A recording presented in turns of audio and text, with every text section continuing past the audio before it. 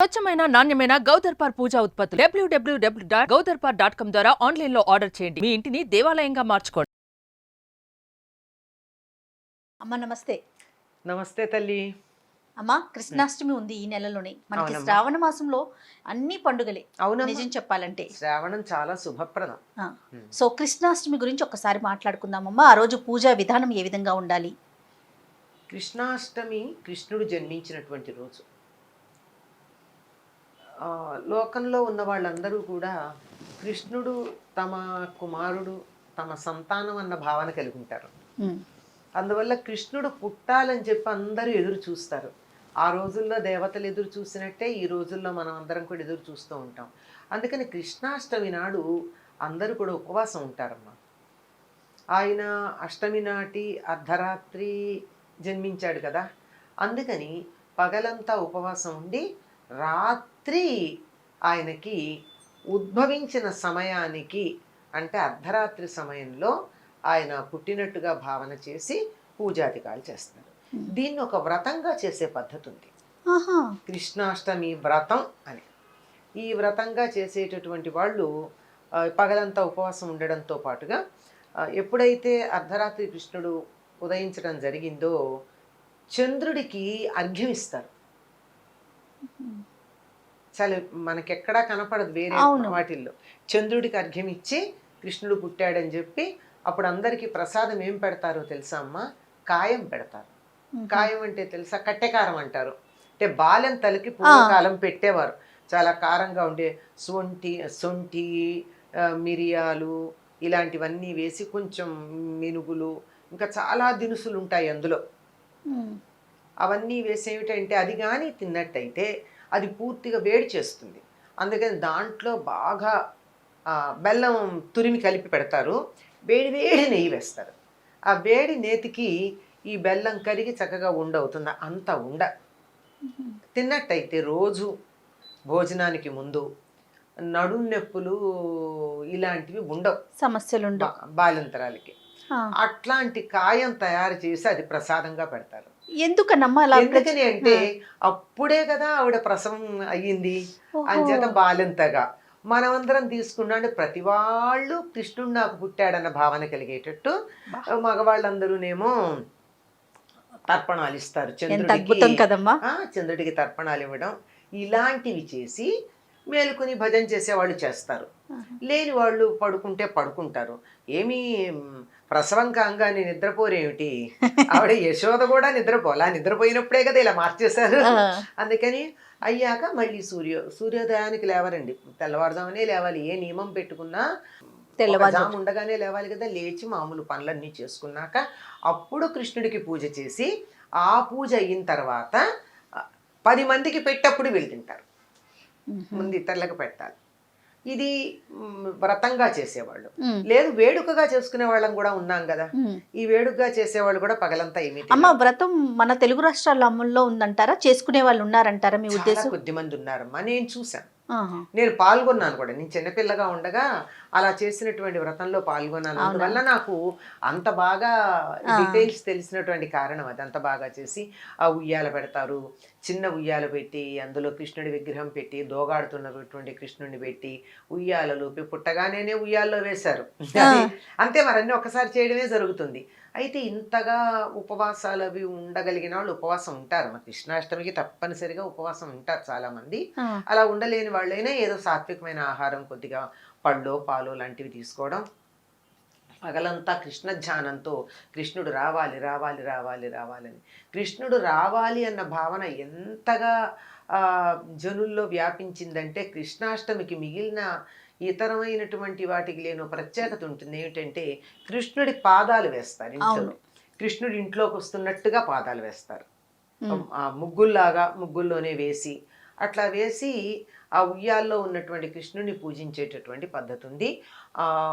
ఈ వ్రతంలాగా కాకుండా చేసిన వాళ్ళైనా పగలంతా ఉపవాసం ఉండి కృష్ణుడు పుట్టిన తర్వాత కాయం ఈ కట్టెకారం అందరికీ పంచి ప్రసాదంగా తాము కూడా తీసుకుని అప్పుడు ఈ నివేదనలన్నీ పెడతారు ఆయనకి.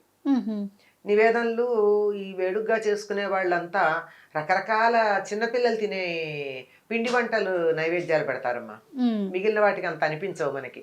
మామూలుగా ఎక్కడన్నా పూజలు అవి అంటే పరమాన్నం, పులిహార ఇట్లాంటివి పెడతామా. కృష్ణాష్టమికి మాత్రం అన్ని చిన్నపిల్లలకి అంటే చక్కిలాలు, పాలకాయలు, చేగోడీలు, అలాంటివన్నీ రకరకాల పిండి వంటలు. వెన్న ఎలాగూ ఉంటుంది. వెన్న, పాలు, పెరుగు, మీగడ, ఈ మీగడ, ఈ నెయ్యి, అప్పుడే కాచిన నెయ్యి, అది నిన్నటిది కొన్నది కాదు, అప్పటికప్పుడు వెన్న కాచి తయారు చేసినటువంటి నెయ్యి. వీటితో పాటుగా బెల్లము, అటుకులు. ఎందుకు అంటే వీళ్ళు అంటే ఇప్పుడు మనకి ఎట్లా ఉంటుంది, అప్పుడే పుట్టాడు అనుకోండి కృష్ణుడు, పుట్టినవాడు ఇవన్నీ తింటాడా అని కాదు. ఆవులను తోలుకోవడానికి వెళ్ళినప్పుడు వీళ్ళు ఇవన్నీ తింటారుగా. వాళ్ళమ్మ అటుకులు అవి ఇచ్చేది, అవి చాలా ఇష్టం గనక ఆయనకి ఏమి ఇష్టమో అవన్నీ నైవేద్యంగా ఇప్పుడు పెడతాం. కుచేలుడు కూడా పట్టుకొచ్చి అవి ఇచ్చాడు, ఇట్లా అనమాట. అటుకులు తప్పనిసరిగా నివేదన చేస్తారు. ఎట్లాంటి వాళ్ళు కూడా ఈరోజు అటుకులు నివేదన చేయడం ఉండేది. దీనికోసం అని చెప్పి మీరు చెబితే ఆశ్చర్యపోతారు. ఈ అటుకులు ఎలా తయారు చేస్తారు? వడ్లు నానబెట్టినటువంటి వడ్లని వేయించి అలా పేలాల్లాగా కొద్దిగా వేగుతూ ఉంటాయి, కొన్నిట్లో పేలాలు వస్తాయి. అలా వచ్చినటువంటి వేడి వేడి అటుకులని కొయ్య రోట్లో వేసి దంచుతారండి. ఇంట్లో తయారు చేసే పద్ధతి ఇది. ఇప్పుడు దానికి మిషన్లు వచ్చాయి. ఆ మిషన్కి కూడా ఏం చేయాలి, ముందర మనం నానబోసిన వడ్లే పట్టుకెళ్ళాలి. అది మరి ఇలా నానబోసి వేయించితే మడి కాదు కదా, ఎట్లా పనికి వస్తుంది దేవుడికి. అందుకని మా చిన్నతనంలో మా బామ్మగారు అటుకులు మడిగా కొట్టేవారు. ముందు రోజు రాత్రి స్నానం చేసి మడి నీళ్లతో వడ్లు నానబెట్టేవారు మడిగా. మర్నాడు వంటలు అవన్నీ అయిన తర్వాత భోజనాలు అయ్యాక మళ్ళీ స్నానం చేసి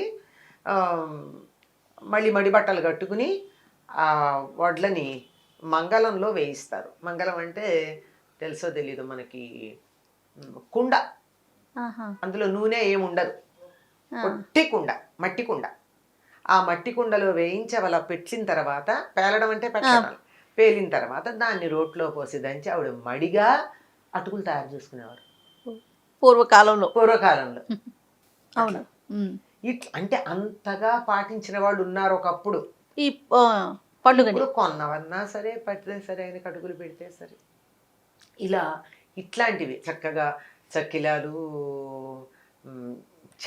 మురుకులు అంటారు ఇక్కడ, కై మురుకులు అంటారు, చేత్తో చేసినటువంటి మురుకులు, తర్వాత కారపూస, పాలకాయలు చాలా ప్రధానం అమ్మ ఈ సమయంలో. చిట్టిగారెలు అంటే పాలకాయలు, చిట్టిగారెలు అంటే వేయించిన పొట్టు తీసిన మినపప్పు, బియ్యం మెత్తగా పట్టించి దాంట్లో ఇంగువ, కొంచెం ఉప్పు, కొంచెం ఇంగువ నీళ్లు పోసి వాటిని కలుపుతారు. కలిపి ఇంతంత కాయలు చేసి చిన్న చిన్న ఉండలు చేసి వేయిస్తారు. ఎంత బాగా ఉంటాయంటే కరకరలాడుతూ పిల్లలకి కాలక్షేపంగా తినడానికి. వాటిని అలా గుండ్రగా కుదరదులే అనుకున్న వాళ్ళు కొద్దిగా ఇలా పొడుగ్గా ఇంతంత బారు కాయల్లాగానే, అది ఇది ప్రధానం. వాటిని ఇలా చితగ్గొట్టి మేము చిన్నప్పుడు గ్లాసులతో కొడుతూ ఉండేవాళ్ళం. వాళ్ళ ఉండలు వాటిని కొట్టి వాటి నూనెలో వేయిస్తే అవి చిట్టిగారెలు.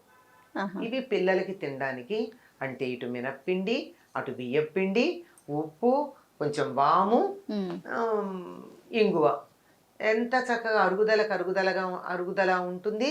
ఇటు ప్రోటీన్ ఉంది, అటు కార్బోహైడ్రేట్ ఉంది, పిల్లలకు కావాల్సిన పదార్థాలన్నీ ఉన్నాయి. మంచి ఆరోగ్యకరమైనటువంటి పదార్థాలు అవన్నీ నైవేద్యంగా ఆయన పిల్లలకి, పూర్వం పిల్లలకి పెట్టేవి ఇవే. ఇట్లాంటి నైవేద్యాలు పెడతారమ్మా. సరే, ఇంకా పెరుగు, పాలు, వెన్న ఎలాగో ఉండనే ఉన్నాయి. ఇవన్నీ పెట్టి నైవేద్యం పెట్టుకొని కొన్ని ప్రాంతాల్లో ఉట్టి కూడా కొడతారు కదా. ఉట్టి కొడతారు. ఎందుకంటే కృష్ణలీలల్లో చాలా ప్రధానమైంది చోరలీల. చోరలీల అంటారు. చోరలీల అంటే దొంగతనం, ఒక లీలగా దొంగతనం చేయడం. అంటే ఎవరిళ్లలో వాళ్ళు ఉట్టెల మీద నెయ్యి, వెన్న, పాలు, పెరుగు దాచుకుంటే దాచుకున్న వాళ్ళ ఇళ్లల్లో నుంచి తెచ్చుకున్నాడండి, పెట్టిన వాళ్ళవి కాదు. దాచుకున్న వాళ్ళ దగ్గరికి దాచుకున్న వాళ్ళు, ఎందుకంటే పాలల్లాంటివి దాచుకుంటే ఏమవుతాయమ్మా, పాడైపోతాయి. పాడైపోతాయి. అమ్ముకోవడమా, అది కాదు కదా కావాల్సింది, అందరూ పంచుకోవాలి, ఉన్నదంతా నలుగురు పంచుకోవాలి. అక్కడ బృందావనంలో ఉన్నటువంటి వాళ్ళందరూ ఉన్నదంతా అందరూ కలిసి అనుభవించటమే తప్ప ఎవరూ ప్రత్యేకంగా దాచుకునేదన్నది లేదు. అందులో పేరే ఉంది, బృంద ఆవనము. అంటే సామూహ్యం, బృందం అంటే అవును, సమూహం, సామూహికంగా ఉద్ధరించబడేటటువంటి కార్యక్రమాలు, సామూహికమైనటువంటి ప్రజ్ఞ, సామూహికమైనటువంటి జీవనం, బృంద జీవనం, కలోనియల్ లైఫ్. అసలు ఇంతకు మించినటువంటి సమరస్తాభావన ఎక్కడుందండి? అట్లా దాన్ని దాచుకున్న వాళ్ళ ఇళ్ళకి వెళ్ళి ఎవరో కొత్తగా వస్తారు, ఒక అమ్మాయి పొరుగురు నుంచి పెళ్ళై కోడలుగా వస్తుంది, ఆవిడకి ఊరి వ్యవహారాలు తెలియవు, తీసి లోపల దాస్తుంది, పెడతాడు, వెళ్ళి తీసుకొచ్చేస్తాడు, అయిపోతుంది. ప్రత్యేకించి పూజా విధానం ఏమన్నా ఉందమ్మా మనం ఆ రోజు చేయాల్సింది? కృష్ణుడికి నైవేద్యాలు ఈ నైవేద్య పూజ ఎలాగో ఉంది కదమ్మా, ఎవరి పూజా విధానం వాళ్ళకు అంతే. ఇప్పుడు మామూలుగా ఉదయం ఏది జరిగినా నిత్య నైమిత్తిక నిత్య పూజలు మానం, నిత్యం ఏది జరగనిండి ఇంట్లో మనం రోజు ఏం పూజ చేసుకుంటాం, ఒక్కొక్కళ్ళ ఇంట్లో ఒక్కొక్కటి ఉంటుంది. కొంతమంది షోడశోపచార పూజ చేస్తారు, కొంతమంది ఊరికే పంచోపచార పూజ చేస్తారు, కొంతమంది ఊరికే దీపం వెలిగించి అగరొత్తి వెలిగించి పూలు పెట్టి నైవేద్యం పెట్టి హారతి ఇచ్చేస్తారు. ఇది నిత్యం ఏం చేస్తావు అది మానద్దు. ఆ పూజ చేసుకొని ఈ నైవేద్యం పూజ చేసిన తర్వాత ఇంకా ప్రత్యేకంగా దీనికి సంబంధించి, ఈ వ్రతానికి సంబంధించి బాలకృష్ణ మంత్రంతో పూజా విధానం ఉంది. కృష్ణనామమే ఉంటుంది అందులో. ఆ మంత్రం చదువుకొని దాంతో ఆ వ్రతం చేసేవాళ్ళు చదువుకోవచ్చు, ఆ పూజా విధానంలో ఇస్తారు. అలా చెప్పుకుని షోడశోపచార పూజ చేసి నైవేద్యం పెట్టుకుంటారు. ఇక రోజంతా కృష్ణ ధ్యానంతో గడపడమే. ఇవేవి కుదరలేదమ్మా, నాకు ఈ పూజా విధానం రాదు, ఈ వ్రతం చేసుకోవడం కుదరదు, అందరికీ అన్ని అవకాశాలు ఉండవు కదా. మన సంప్రదాయం ఎంత గొప్పదంటే, ఎవరికి ఏ అవకాశం ఉండి అంత చేస్తే అన్నీ చేసిన వాళ్ళకి ఎంత ఫలితమో, అవకాశం ఉండి ఇంత చేసిన వాళ్ళకి కూడా అంతా ఫలితం ఇచ్చేటటువంటి పద్ధతి ఉంది మనకి. అది అసలు అది మర్చిపోతాం, భక్తి ప్రధానం. అది మర్చిపోయి నేను నచ్చేయలేకపోయాను, నన్ను నచ్చేయనీలేదు అని అనుకుంటామే తప్ప, ఈ కాస్త చేస్తే కూడా మనకు అంత ఫలితం వస్తుందన్న సంగతి మర్చిపోతున్నాం. అలా చేయదలుచుకున్న వాళ్ళు హాయిగా ఆ కృష్ణనామం తలుచుకుంటూ క్లీం కృష్ణాయ గోవిందాయ గోపీజన వల్లభాయ స్వాహ అని చెప్తారు. ఇది అంటే ఇది ఇప్పుడు నేను చెప్పానంటే అందరిని అనమని కాదు, ఊరికే లేదు, ఓ కృష్ణాయ నమః అనుకోండి, తప్పేం లేదు. మనం ఏం మాట్లాడుకుని అది ఎంత వీలైతే అంత అనుకుని, కృష్ణ సంబంధమైన స్తోత్రాలు చాలా ఉన్నాయి కదా. ఏదో కృష్ణాష్టకం ఉంది, వసుదేవ సుతం దేవం కంసచాణూరమర్దనం దేవకీ పరమానందం కృష్ణం వందే జగద్గురుం, ఇలాంటివన్నీ ఉన్నాయి కదా. ఈ స్తోత్రాలన్నీ ఇవి అందరూ చదువుకోవడానికి వీలుగా మనకి అందించబడినవి. మంత్రాలందరికీ కాదు, ఆ మంత్రాల శక్తి అంతా వీటిల్లో ఉంది. మంత్రం చదవలేదని ఏం బెంగపడక్కర్లేదు ఎవరు. ఈ స్తోత్రాలు చదివితే దాంట్లో ఉన్న శక్తి అంతా ఇందులో నిక్షిప్తం చేసి మనలాంటి వాళ్ళ కోసం అందించారు మహర్షులు. అందులో ఎక్కువ స్తోత్రాలు మనకు అలా అందించినటువంటి వారు జగద్గురు శంకర్లు. మన మీద ఉన్న ప్రేమతో అయినా, బాబోయ్ వీళ్ళంతా మంత్రం అయితే సరిగ్గా ఉచ్చరించగలరో లేదో, శేషాసాలకి తేడా తెలియదు పాపం, రాబోయే తరాల వాళ్ళకి నాణ అన్నదాన్ని తేడా తెలియకుండా ఉచ్చరిస్తారు పాపం, ఒకదానికొకటి అనేస్తారు, దీర్ఘాలు రస్వాలు తెలియవు, ఎందుకు వచ్చింది వాడి జోలికి వెళ్లకుండా అందులో ఉన్న శక్తిని అంతా నేను ఈ శ్లోకాల్లో పెట్టిస్తున్నాను, ఈ శ్లోకం చదువుకుంటే వాళ్ళకి అది వచ్చే ఫలితం ఉంటుంది అని వాడు చాలా కష్టపడి శక్తి అంతా అందులో నిక్షిప్తం చేసి ఇచ్చారు మన కోసం. అలాంటి ఏ స్తోత్రాలైనా చదువుకోవచ్చు. అలా చదువుకోవడం, ఇది అష్టకం 8 శ్లోకాలు ఉండేది. ఇది అయ్యాక చాలామంది చేసేటటువంటిది ఏమిటంటే, ఇన్ని శ్లోకాలు చదివి ఇన్ని పూజలు చేసి ఎంత చేసినా సరే తప్పనిసరిగా చేసేది, అవేమీ చెయ్యని వాళ్ళు కూడా చెయ్యదగింది ఏమిటంటే, ఆ రాత్రి 12 గంటల ప్రాంతంలో తెలుగులో, అచ్చ తెలుగులో మనకున్నటువంటి పోతన గారి భాగవతం తీసి అందులో కృష్ణావతార ఘట్టం చదువుకుంటే చాలు, అద్భుతం. మేము తప్పకుండా అది మాత్రం ఏది ఏమైనా అదొక్కటి చేస్తాం అందరం.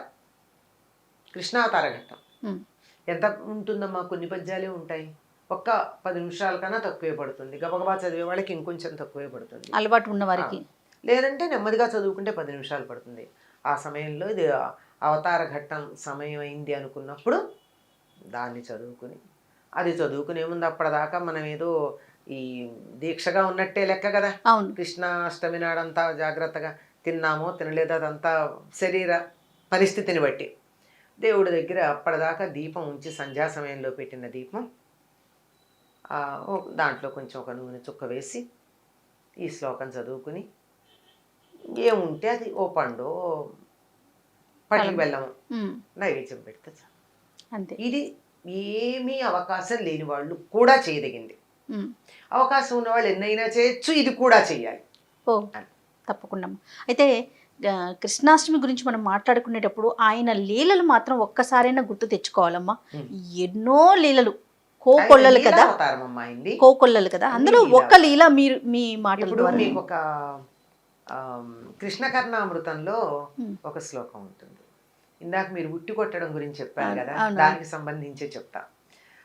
ఈయన అక్కడ వీళ్ళందరూ కూడా ఒకళ్ళ మీద ఒకళ్ళు ఎక్కి పైకెక్కి వెన్న తింటూ ఉంటారు కదా, వెన్న అవిను. ఈయన ఇలా ఉన్నారట. కృష్ణుడు అలా తనే తినడు, అది విషయం. ఆయన అందరికీ పెడతాడు ముందు. సరే, ఆయనకి ఉట్టెలో నుంచి కింద ఒక 3-4 ఇలా ఒకళ్ళ మీద ఒకళ్ళు ఉన్నారు. మిగిలిన పిల్లలందరూ చుట్టూ ఉన్నారు. పైనుంచి వెన్న తీశాడు, అందరికీ పెట్టాడు. ఈయన తినడానికి ఇలా నోట్లో పెట్టుకోబోతున్నాడు. గణగణ గంటలు మోగాయట. గణగణ మోగితే ఒక అందరు లేచి వస్తారు గంటలు వచ్చేప్పటికి, గంటలు మోగేటప్పటికి. ఎందుకు మోగావు అని అడిగాట ఆ గంటని.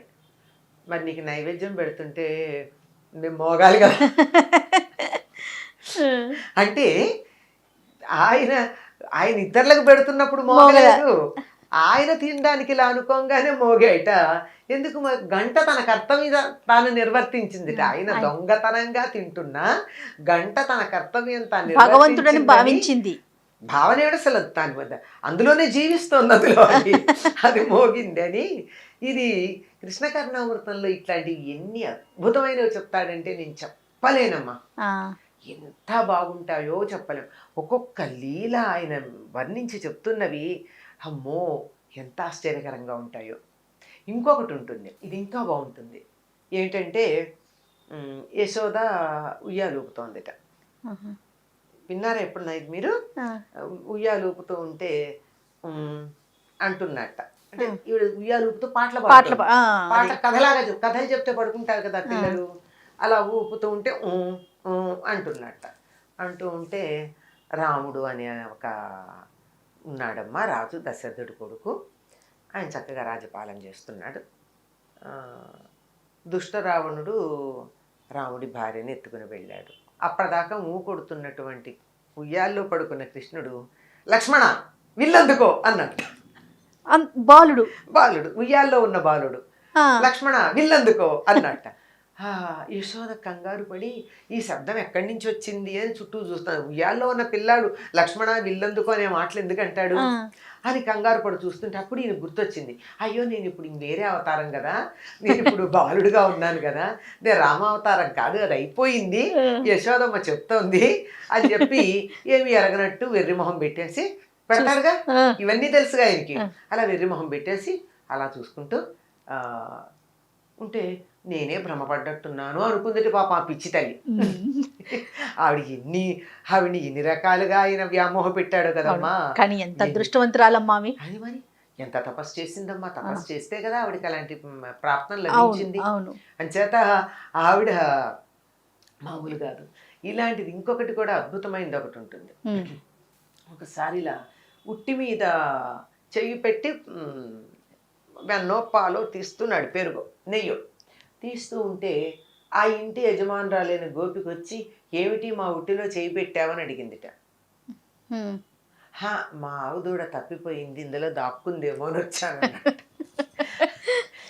ఆవిడ తల అసలు ఏమిటి వీడు ఏమంటున్నాడు, దీనికి అర్థం ఏమిటి అని అన్వయం చేసుకోవడానికి మనం ఈ రోజుల్లో అంటూ షాకింగ్ అని. ఆ షాక్లోంచి తేరుకునే లోపల కంచిలే చెడిపోయాట. ఇట్లాంటివి ఎన్ని రకాలైనటువంటి లీలలు చేశాడు. ఈ లీలలన్నీ ఎవరు వర్ణించారు తెలుసా? లీలాసుకుడు. కృష్ణకర్ణామృతంలో ఆయన ఈ విధంగా వర్ణించి చెప్పాడమ్మా. అసలు ఒక్కొక్క లీల ఉంటుంది. అబ్బా, తలుచుకుంటే ఒళ్ళు ఇలా పులకరించాలి, అదే అదే అట్లా ఉంటుంది. ఖచ్చితంగా చదవాల్సినవి కదమ్మా, నేర్చుకోవాలి, వినాలి. అద్భుతంగా ఉంటుంది అసలు ఆ లీలా సుప్తి. కృష్ణ కర్ణామృతం కర్ణామృతమే, అంతే. చెవికి అమృతంలానే ఉంటుంది అందులో ఒక్కొక్కటి అసలు చదువుతూ ఉంటే. ఎందుకంటే అందులో ఆయనకి కృష్ణుడు కనపడ్డాడు, తన వెంట తీసుకెళ్ళాడు. ఆహా. ఆయన పరిగెడుతూ ఉంటే ఈయన వెనకాల పరిగెడుతూ ఉండేవాడు. ఆ బృందావనానికి చేరుకున్నాడు ఈయన. బృందావనానికి చేరుకుంటే ఆ బృందావనం అంతా తిరుగుతూ కృష్ణుడు ఈయనకి దర్శనమిస్తే తనకేం కనపడితే అది రాశాడు. ఇంకా దీనికి సంబంధించి ఒక కథ కూడా చెప్తారు. ఆయనకి కళ్ళు లేవని, కళ్ళు లేకపోవడానికి కూడా కారణం చెప్తారు. ఏదో ఆయనకి బిల్వమంగళుడుగా ఉన్నప్పుడు స్త్రీ వ్యామోహం ఉండేదని, ఆ చింతామణి అనేటటువంటి వేసి ఆయన్ని నువ్వు నా మీద చూపించిన ప్రేమ కృష్ణుడి మీద చూపించవచ్చు కదా అంటే, అది జ్ఞానోదయమే బయటకు వస్తూ కూడా పాతవాసనలు పాపం వేరే స్త్రీలను చూడగానే ఈయనకి భావన కలిగిందని, కామభావన కలగంగా నీ కంటి వల్ల కదా అని చెప్పి తన కళ్ళను తానే పీకేసుకున్నాడని, ఇట్లా ఏవో చెప్తారు. ఈ కథలు నిజమో అబద్ధమో మనకి తెలీదు. కానీ ఆయన ఆ బృందావనంలో యమునా తీరంలో ఇసుక తిన్నెల్లో కృష్ణుడు ఆయన కనపడి చూపించిన లీలలు చూపించినట్టు ఎలా వర్ణించాడంటే, అసలు చదువుతున్నా వింటున్నా మనం అక్కడ ఉండిపోతాం, అంత బాగా వర్ణించాడు. అమ్మ మీరు వెళ్ళారమ్మా మధుర గాని? వెళ్ళానమ్మా, చూసి వచ్చారు. ద్వాపర గారు ఎక్కడికి వెళ్ళారు? మామూలుగా వెళ్ళాను, ఆ ప్రాంతాలు చూశాను. బృందావనంలో ఒకసారి ఊరికే అలా వెళ్ళి వచ్చేసాం. మరొక్కసారి నేను వారం రోజులు ఉండాలి అని వెళ్ళి వారం రోజులు అక్కడ ఉన్నా. అబ్బా. ఆ వారం రోజులు వెళ్ళి మాకు ఆశ్రయం ఇచ్చిన దేవాలయం ఉంది. ఆ దేవాలయంలో చెప్పులు విప్పినటువంటి వాళ్ళం. మళ్ళీ రైలు ఎక్కడానికి కారులో ప్రవేశించేటప్పుడే చెప్పులు వేసుకున్నాం. ఎందుకంటే బృందావనాన్ని అంత పవిత్రంగా చూసుకుంటారు అక్కడ వాళ్ళు. అంటే మన్నేం అనరు కానీ వాళ్ళెవరూ చెప్పులు లేకుండానే నడుస్తారు అక్కడ. అక్కడంతా రోడ్లన్నీ మట్టి రోడ్లే ఉంటాయి. ఎందుకు అంటే కృష్ణుడి పాదధూళితో పవిత్రమైన ఈ ప్రాంతాలని మీరు మళ్ళీ సిమెంటు కంకర వేసి అడుగున పడేస్తారా? ఆ కృష్ణుడు నడిచిన దుమ్మే మాకు కావాలి అని చెప్పి వాళ్ళు అక్కడ దాన్ని అసలు ఏమీ చేయని అలాగే ఉంటాయి. అక్కడ ఒకళ్ళనొకళ్ళు పలకరించుకోవడం కూడా రాధే రాధే అని పలకరించుకుంటారు తప్ప ఆడామగా సంబంధం లేదు. అందరూ ఒకళ్ళనొకళ్ళు రాధే రాధే అంటారు తప్ప మరో పేరుతో పిలుచుకోరు. ఆ ప్రాంతాలన్నీ కృష్ణుడు లీలను చూపించినటువంటి ప్రాంతాలన్నీ ఒక్కొక్క రోజు ఒక్కొక్క వైపుకి వెళ్ళి ఒక్కొక్క ప్రాంతం అంతా ఉండి ఎంతసేపు కావాలంటే అంతసేపు ఉండడం, అలా ఉండి రోజంతా అలా ఆ ప్రాంతాలన్నీ గడిపి రావడం జరిగింది. అద్భుతంగా ఉంది. అందులో అసలు నిధివనం అనేది ఒకటి ఉంది, తర్వాత టేర్ కదంబ అని ఒకటి ఉంది. అంటే టేర్ అంటే పిలుపు, టేర్ కదంబ అంటే కదంబ వృక్షం దగ్గర నుండి పిలవడం. అంటే అక్కడ ఆవుల్ని తీసుకొచ్చి అక్కడ వదిలేసి వీళ్ళంతా ఇక్కడ ఆడుకుంటూ ఉండేవాళ్ళ చెట్టు కింద. ఇంటికి వెళ్ళే సమయం అయిందని కృష్ణుడు మురళి ఊదేవాట. ఆ మురళి ఊదడం ఆవులకి ఎట్లా తెలిసేదో, ఇంటికి వెళ్ళాలి రమ్మని పిలిచిన పిలుపులాగా తెలిసేది, కానీ వచ్చేసేవిట. వీళ్ళు ఎక్కడికి వెళ్ళేవారు కాదు, ఇక్కడ కూర్చుని ఆ మురళితోనే వాటన్నిటిని మేనేజ్ చేసేవాట కృష్ణుడు. ఆ ప్రాంతం ఎంత బాగుంటుందంటే అక్కడికి వెళితే మీకు చక్కని పాయసం నైవేద్యం ఇస్తారు, ప్రసాదం పెడతారు, ఇంతంతా ఎంత బాగుంటుందో మంచి పాయసం అంతా. ఎందుకంటే అక్కడ సాధన చేసినటువంటి ఒక చైతన్య మహాప్రభు శిష్యుడికి నాకు దర్శనం అయితే తప్ప నేను ఏమీ తినను అని అలా కూర్చుండి సాధన చేస్తూ ఉంటే నీరసం వచ్చేస్తే ఒక 10 ఏళ్ల అమ్మాయి వచ్చి నువ్వు నీరసం వస్తుంది కొంచెం తిను అని నోట్లో పోసి వెళ్ళిందిట. ఆయనకు ఓపిక వచ్చింది. ఎవరు వచ్చారంటే ఎవరు కనపడలేదు అక్కడ. అందుకని రోజు అక్కడ ఆ పాయసం తయారు చేసి ప్రసాదంగా వచ్చిన వాళ్ళందరికీ పెడతారు. అసలు ఆ ప్రాంతానికి వెళితే మనం కాదు. నాకైతే ఈ టేర్ కదంబ ప్రాంతానికి వెళ్ళినప్పుడు నాకేం కొత్తగా అనిపించలేదు. అక్కడ ఉన్న ప్రతిదీ నాకు తెలిసింది. నేను నాకు బాగా అనుభవంలోకి ఉన్నది అన్న భావన కలిగింది. ఆహా. నాతో వచ్చినటువంటి వాళ్ళు వెడదాన్ని రాని లాగితే కూడా నేను అక్కడి నుంచి కదిలేయలేకపోయాను. అలా అంత అనుభూతి బాగా కలిగింది. అంటే అట్లాగనేమి నేనేమి ఎక్స్టసీ రావడం, ఏదో గంతులు వేయడం, ఆనందంగా అట్లా ఏం లేదు. It's so still, okay. Calm. నేను ఇక్కడ అయిపోయింది అంతే, ఇంకేం చేయడానికి ఏం లేదన్న ఒక భావన. చాలా బాగుంటుంది అక్కడ. తప్పకుండా దర్శించాలి అయితే. దర్శించాలి. అసలు ఇది ఊరికే ఒకటి చెప్పాను, ఇలా మిగిలిన ప్రాంతాలన్నీ కూడా అలా చాలా చాలా అద్భుతమైనటువంటి ప్రాంతాలు ఉన్నాయి. ఎవరన్నా ప్రాంతీయంగా తెలిసిన వాళ్ళని ఎవరినన్నా గనక మనం సహాయం తీసుకుంటే అలా మనకి అన్నీ చూపించడం జరుగుతుంది. అప్పుడు నాకు ఒక అదృష్టం కొద్దీ మన ఆంధ్రదేశం నుంచి వెళ్ళినటువంటి ఒక డాక్టర్ గారు అక్కడ రామకృష్ణ మిషన్ వాళ్ళ హాస్పిటల్లో వాలంటరీ సర్వీస్ చేస్తూ ఉన్నారు. ఆయన మాకు ఇవన్నీ చూపించడానికి సిద్ధపడ్డారు. మాతో వచ్చి ప్రాంతాలన్నీ వివరించి ఎక్కడేమున్నాయన్నీ చెప్పడం జరిగింది. చాలా గొప్ప అనుభూతి అమ్మ. అసలు ఎలా జరిగిందో ఏమైందో తెలియదు, అలా ఉంది ఆనందం. ఓకే అమ్మా, థ్యాంక్ యూ సో మచ్ అమ్మా. నమస్తే. నమస్తే.